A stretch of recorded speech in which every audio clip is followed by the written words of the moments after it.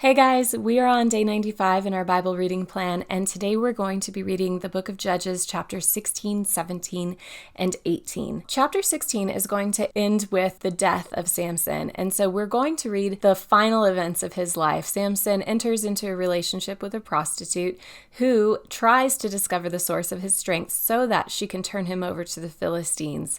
Samson finally reveals the source of his strength to her is his hair, and she cuts it off while he's sleeping and calls the Philistines down upon him. The Philistines attack him, they gouge out his eyes, they arrest him, and they put him in prison, and we're told that Samson's hair began to grow back. At some point later, the Philistines have a big party, and they have Samson come up and entertain them. During the party, he asks to be stood by a pillar, the pillars that support the structure.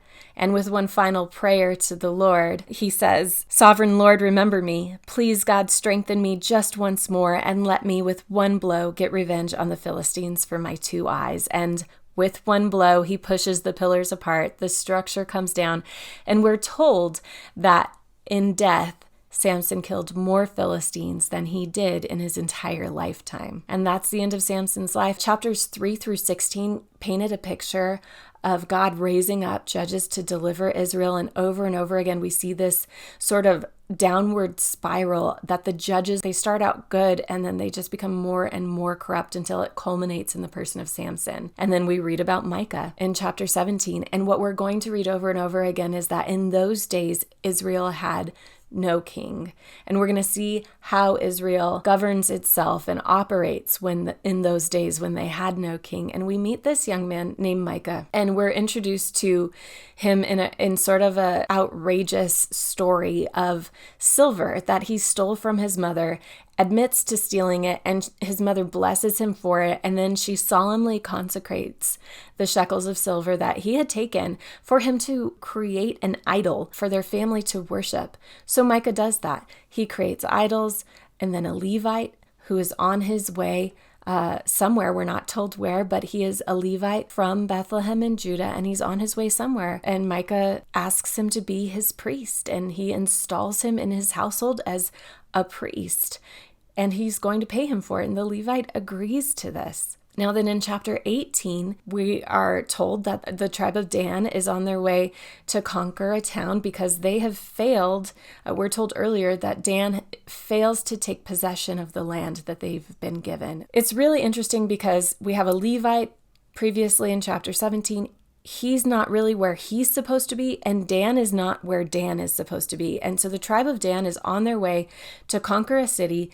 They run into this Levite on their way. They ask, "Will God bless us?" He says yes. They send spies into the land, and the spies tell them, "Yeah, you can do this." It's very telling about the tribe of Dan is that there's an account in verse 14. It says, "The 5 men who had spied out the land of Laish said to their fellow Danites, 'Do you know that one of these houses has an ephod, some household gods, and an image overlaid with silver? Now you know what to do.'" And what's interesting is without telling them, they do know what to do. It says, "So they turned in there and went to the house of the young Levite at Micah's place and greeted him." And then they're going to go in, they're going to ask him to be their priest, and they're going to say, "Isn't it better to be the priest of a whole tribe than just a household?" And the Levite agrees to that. So he goes with the tribe of Dan. And then Dan goes in and they attack a town and a people who are at peace. And they take possession of their land, rename it Dan. And so we have this picture of the people of Israel here. We have Micah and the account of him and his household, that we have this young Levite who has a calling, has a purpose. God has an intention. He is supposed to be holy and set apart. And he has departed from wherever he was going to be paid for what he's doing. The Levites are not meant to be paid for their services. The people support and provide for them, right? At this point in the account. And then Dan also wants him to be their Levite. So he goes with them. And the tribe of Dan, we see that they're not where they're supposed to be either. They had an inheritance. They had a place that God had set for them, and they are not there. And now they're bringing war to other nations who are at peace to go in and take possession and take their inheritance for themselves.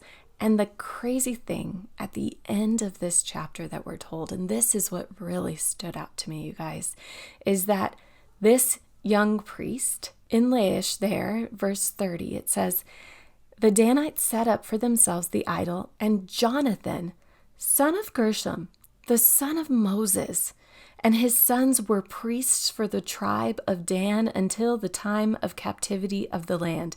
They continued to use the idol Micah had made all the time the house of God was in Shiloh. Now, this young Levite, we're told at the end of 18, is the grandson of Moses. This is only 3 generations later. So we know that as we're reading that this is a little bit out of order. So we know that this doesn't happen after the time of Samson. This is happening much earlier in the account of the judges, but it is in the time of the judges. And we're getting this picture that it's not only the judges that are corrupt, but it is also the people so quickly have turned. Israel has lost its identity as the people of God. And in those days, they had no king, and each man did as they saw fit. And this story of these tribes wandering of the tribe of Dan going where they were never meant to be, of this Levite being where he was never meant to be. It just reminds me how important it is to know who we are in Christ, who God says we are, and what our inheritance is, that God has called us to be set apart and holy as his people, that he sent his son Jesus to die for us so that we would have an eternity with him in heaven, and that we have been called sons and daughters and co-heirs with Christ. We have an identity and a calling that is in God alone, and we are called to be holy and set apart, and also to be serving him on mission according to his purpose.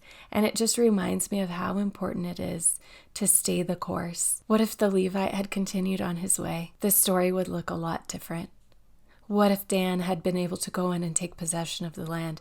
This account would be much different. When God calls us to a mission and a purpose, even when it's hard and we face opposition or things look better in another direction, it's so important that we continue down the path that God has set before us. So be encouraged today if you are walking down a path that you know God called you to, and maybe the way is rocky and you're facing opposition. Just be encouraged. Stay the path.